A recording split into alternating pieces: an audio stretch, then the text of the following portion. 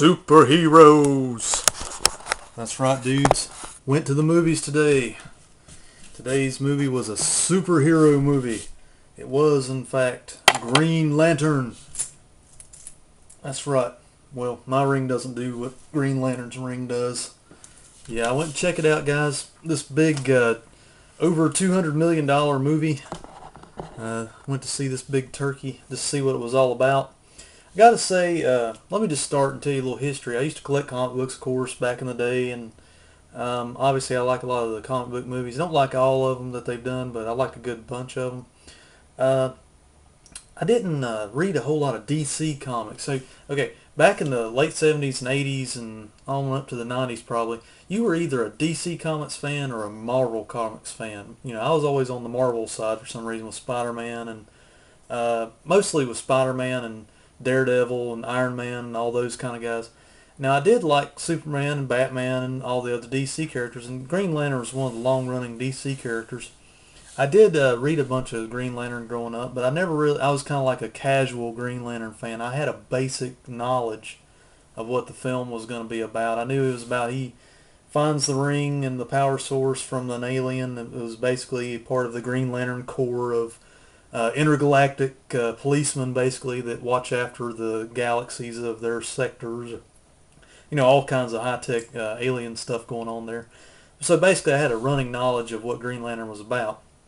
And I didn't really set my hopes so high because a lot of these latter comic book movies that have been coming out, they've been kind of hit and miss. Some of them are really good, some of them are kind of not so good, you know what I'm saying?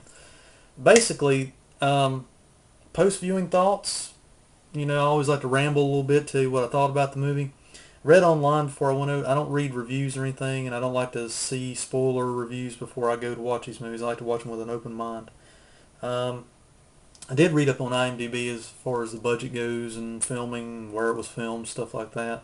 That's kind of a nerdy part of it I like. I think I read somewhere that this thing had upward budget of $200 million upward, probably more. So I expected to see some money on the screen, and it didn't disappoint in that realm. I mean, it does have tons of special effects in it.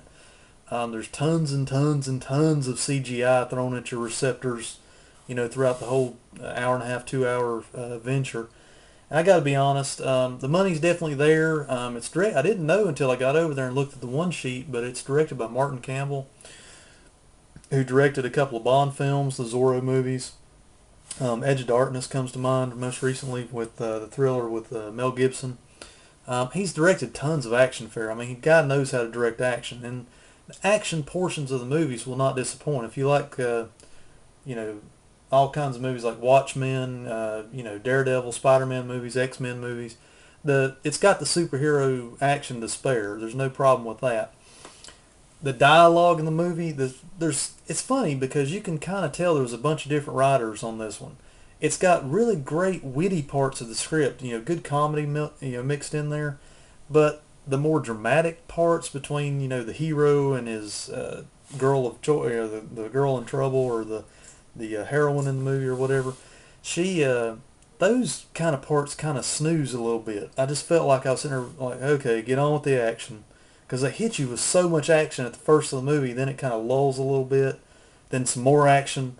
But those in-between dramatic parts are kind of like, well, it starts feeling like a little bit like filler after a while. So that was kind of a down portion of the movie. Like I said, Ryan Reynolds does a great job as far as, you know, superhero movies go. I mean, I'm not going to say it's definitely not going to be up for any Oscars or anything like that, because these movies just don't win those kind of awards. But I'm going to be honest, overall, it has everything that a good superhero movie you would want. You got a hero, you got a girl in trouble that needs to be saved. You've got a nemesis or two. You've got the intergalactic plot, or the Earth-killing portion of the movie, basically, where there's always something in these origin stories where, you know, the Earth is in trouble and it's going to be blown up unless the superhero comes to the day and saves the whole entire world. So basically, you've got that. You've got a bad guy or two in the movie. What makes Green Lantern interesting as opposed to Superman and some of these other ones is that it basically has to do with otherworldly issues. It's about intergalactic alien policemen, basically, is what I like to call them. Basically, it's about them, but you know, it does show that, and it takes off from Earth a few scenes in the movie where there's a good training scenes where Ryan Reynolds is trying to learn how to use his power, Hal Jordan's trying to learn how to use his powers, and basically there's it shows a good bit of the planet Oa where the Green Lantern Corps basically meets and trains and all that stuff, recharges their powers. Basically, but then it kind of has to get back on track because remember, this is an origin movie where it has to come back to Earth. It has to be safe about it. You can't just do an alien world adventure and expect to get your return on investment. These studios aren't going to do that much in outer space because that's never to everybody's taste, really. Yeah, even Transformers those movies take place on Earth, so it's one of those things where they bring it back to Earth. Then you have the big climax, that you would want in a superhero movie. That is one thing that sticks out in my mind. On a post-viewing thought here, for a $200 million plus budget, I expected a little more out of the climax in this movie. That's where I felt it was a little bit of lightness there. It does have a great climax to the movie, and it does sum everything up the way you think it would be. But the thing is, and it delivers, but it just doesn't deliver enough, I didn't think, because it gave you a good bit of action up to that point, and it's like leading up to this big climax, and it was a big climax, but it just doesn't last long enough.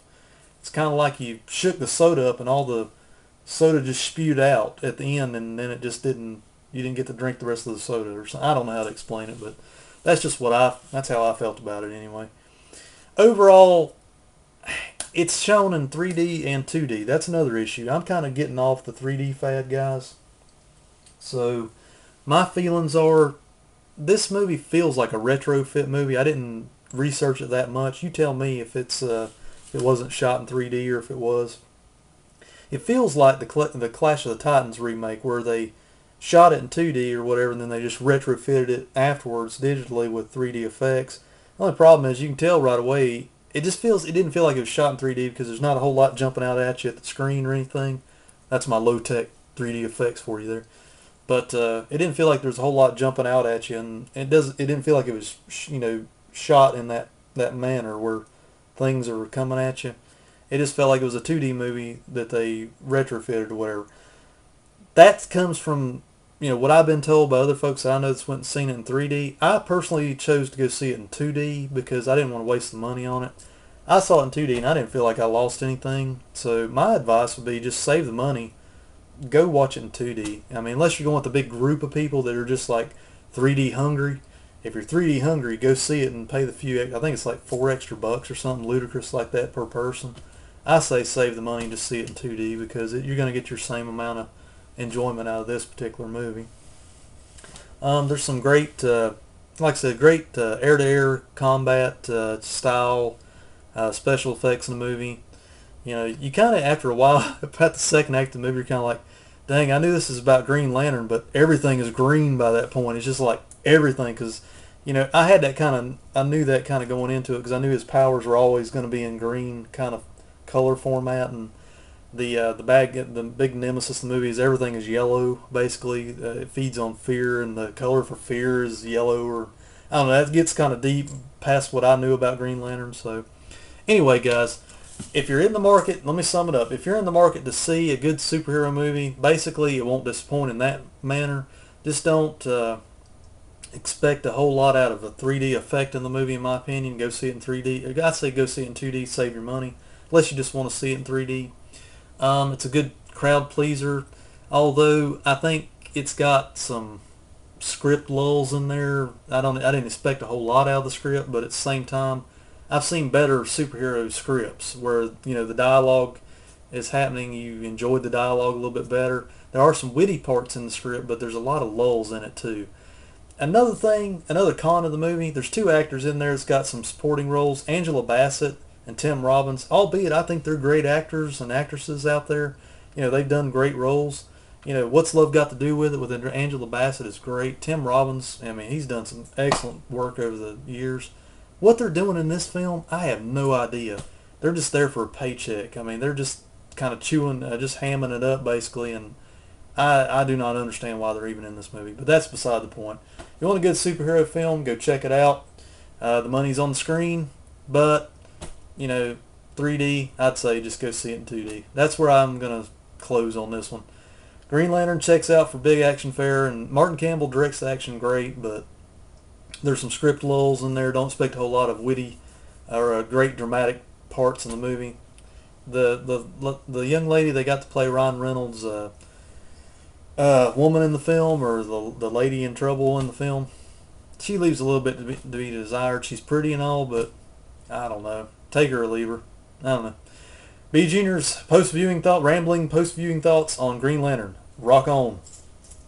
Oh, I can't get that thing to work.